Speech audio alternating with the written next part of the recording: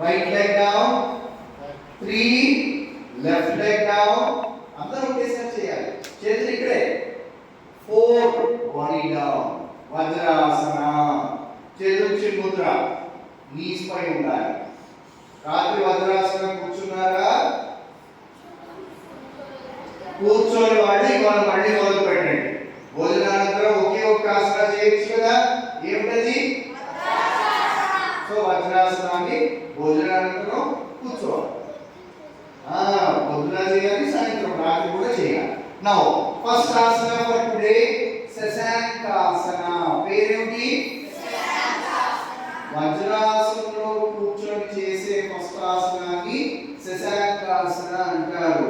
Moon or rabbit pose. Rabbit ని చూసారా ఎప్పుడైనా? చూసారా?